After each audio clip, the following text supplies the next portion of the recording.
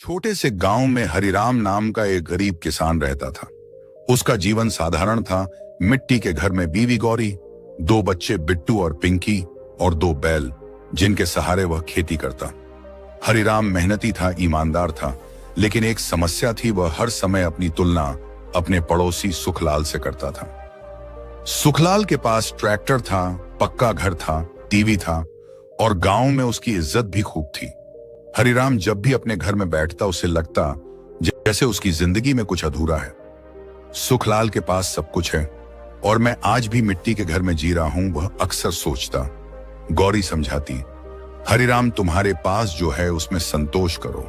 हमारे बच्चे खुश हैं, पेट भर खाना है, इससे ज्यादा और क्या चाहिए। लेकिन हरिराम के कानों में सिर्फ एक ही आवाज गूंजती, सुखलाल के पास ज्यादा क्यों है। एक दिन गांव में एक छोटा सा मेला लगा। सुखलाल ने अपने बच्चों के लिए साइकिल और खिलौने खरीदे।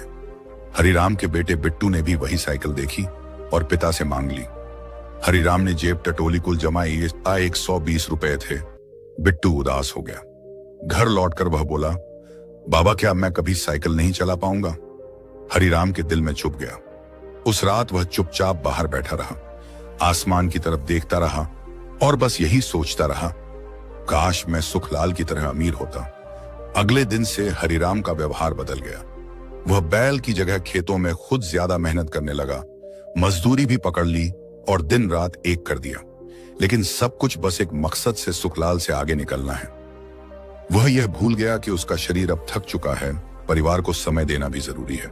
गौरी ने कई बार टोका, तुम खुद को मार लोगे हरिराम, ये तुलना तुम्हें खत्म कर देगी। लेकिन वह नहीं रुका। ज्यादा काम और तनाव की वजह से हरिराम को एक दिन खेत में ही चक्कर आ गया और वह गिर पड़ा। गांव वालों ने उठाया और घर पहुंचाया। डॉक्टर ने कहा, इसका शरीर थक चुका है, उसे आराम की सख्त जरूरत है। अब कमाई रुक गई, बच्चों की पढ़ाई छूट गई। गौरी ने आस पड़ोस में काम पकड़ लिया, पर इतना काफी नहीं था। सुखलाल ने मदद का हाथ बढ़ाया, पर हरिराम ने मना कर दिया।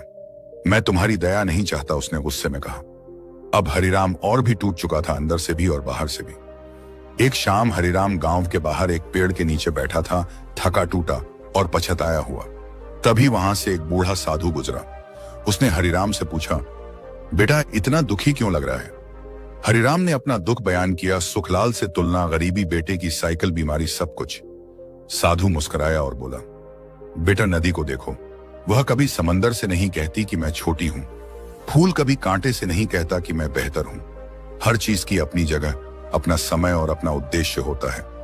अगर आम का पेड़ नीम की तुलना में दुखी हो जाए तो वह फल देना भूल जाएगा।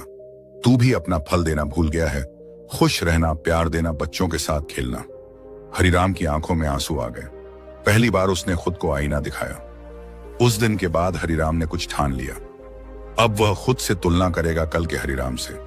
वह धीरे धीरे खेत पर लौटने लगा, लेकिन संतुलन के साथ।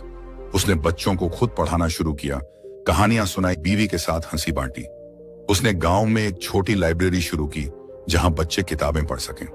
पैसे भले कम आए, लेकिन दिल में शांति आने लगी। गांव के लोग अब उसे बुद्धिमान हरिराम कहने लगे। 2 साल बाद बिट्टू ने बोर्ड परीक्षा में टॉप किया। जिला अधिकारी गांव में आए और हरिराम को सम्मानित किया। आपने बच्चों की शिक्षा में जो योगदान दिया है वह प्रेरणादायक है। सुखलाल खुद आया और बोला, हरिराम भाई तुमने सिखाया कि असली अमीरी मन की होती है। आज मैं खुद तुमसे प्रेरणा लेता हूं। हरिराम मुस्कुराया। उसने आसमान की ओर देखा, वही आसमान जो कभी सवाल करता था आज जवाब बन चुका था। इस कहानी से हमें यह सीख मिलती है, तुलना करने से व्यक्ति कभी संतुष्ट नहीं होता। दूसरों से नहीं, अपने आप से बेहतर बनो। जीवन तभी सुंदर लगता है। अगर ये कहानी आपको पसंद आई है तो इसे लाइक करें, शेयर करें और चैनल को सब्सक्राइब करना ना भूले। मिलते हैं नई वीडियो में। धन्यवाद।